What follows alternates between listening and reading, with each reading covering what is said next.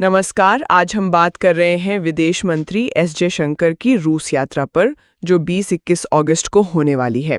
और ये ऐसे वक्त पर हो रही है जब भारत अमेरिका व्यापार में कुछ तनाव दिख रहा है। हाँ बिल्कुल। हमारे पास कुछ लेख हैं इस पर, तो कोशिश करते हैं समझने की कि इस यात्रा के असल मायने क्या हैं, है ना? जी चलिए देखते हैं। तो सबसे पहले देखिए टाइमिंग। अमेरिकी राष्ट्रपति ट्रंप ने कहा है कि भाई भारत रूसी तेल खरीद रहा है तो हम भारतीय सामान पर अतिरिक्त 25% टैरिफ लगाएंगे। हाँ, और कुछ पर तो ये 50% तक जा सकता है। 50%। और ये 7 अगस्त से 27 अगस्त के बीच मतलब लागू होना है अगर कोई बात नहीं बनी तो। बिल्कुल। और भारत सरकार ने इस पर साफ कहा है कि ये अनुचित, अन्यायपूर्ण और अतार्किक है। उनका तर्क है कि ये दोहरा मापदंड है। मतलब पश्चिमी देश खुद भी तो ले रहे हैं रूस से। सही बात है। और ये भी ध्यान रखना होगा कि रूस आज भारत के लिए सबसे बड़ा कच्चा तेल सप्लायर है। करीब 36% आयात वहीं से हो रहा है। 36%? ये तो बहुत बड़ा नंबर है। हाँ बहुत बड़ा। ये सिर्फ आंकड़ा नहीं है, ये ऊर्जा सुरक्षा से जुड़ा मामला है। बिल्कुल। तो इसी माहौल में 21 अगस्त को विदेश मंत्री जयशंकर और रूसी विदेश मंत्री लावरोव मिल रहे हैं। तो क्या बात होगी? एजेंडा क्या लग रहा है? देखिए, बातचीत में द्विपक्षीय व्यापार तो होगा ही। हाँ, व्यापार, ऊर्जा साझेदारी, रक्षा सहयोग, ये सब तो मतलब नियमित मुद्दे हैं। लेकिन इस बार जो सबसे अहम है वो है ये अमेरिकी प्रतिबंधों का मुद्दा।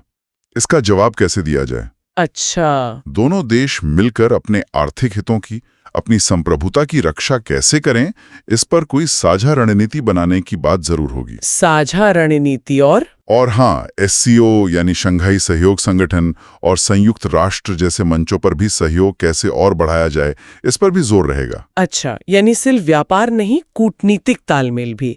क्या राष्ट्रपति पुतिन से भी मिलने की उम्मीद है?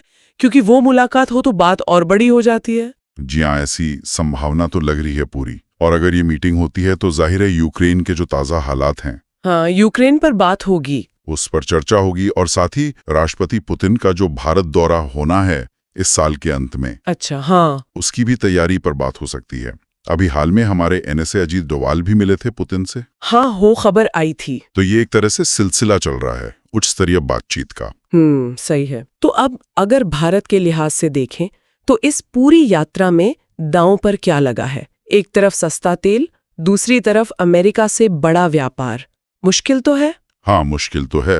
दांव पर काफी कुछ है। देखिए, सबसे पहले तो ऊर्जा सुरक्षा। ऊर्जा सुरक्षा, ये जो रियायती रूसी तेल है, इससे भारत को अरबों डॉलर बच रहे हैं। अर्थव्यवस्था के लिए ये बहुत जरूरी है। बिल्कुल।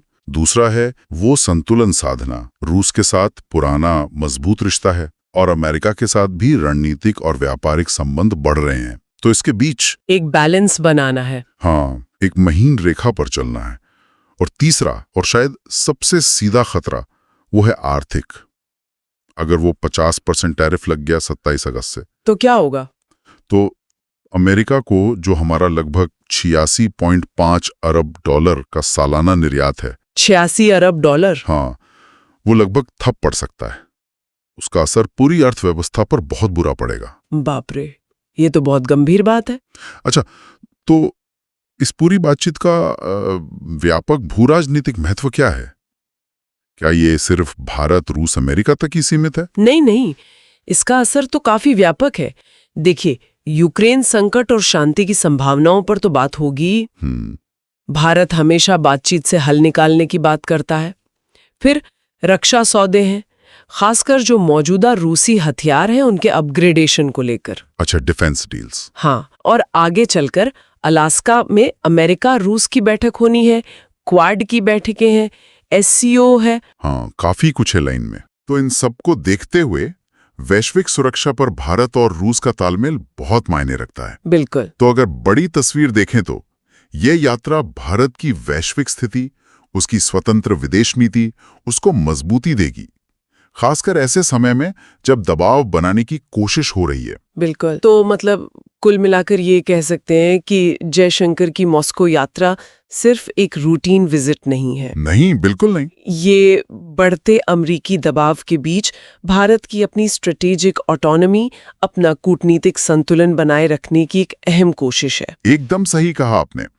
भारत इस यात्रा से यही संदेश दे रहा है कि भाई हम अपने ऊर्जा साझेदार खुद चुनेंगे, अपने आर्थिक हितों की रक्षा करेंगे और रूस के साथ हमारे जो रणनीतिक संबंध हैं वो हमारे लिए महत्वपूर्ण हैं। तो इस यात्रा के जो भी नतीजे होंगे वो आगे चलकर तय करेंगे कि भारत वैश्विक प्रतिबंधों से कैसे निपटता है और उसके बड़े भू राजनीतिक समीकरण कैसे बनते हैं। ये सारी बातें एक दिलचस्प सवाल की तरफ ले जाती हैं कि आज की दुनिया में जहां सब कुछ इतना जुड़ा हुआ है, आर्थिक दबाव इतने ज्यादा हैं, क्या किसी देश के लिए वाकई पूरी तरह से स्वतंत्र विदेश और ऊर्जा नीति रखना मुमकिन है, या फिर कहीं ना कहीं आर्थिक मजबूरियां कूटनीतिक आजादी पर हावी हो ही जाती हैं? ये सोचने वाली बात है।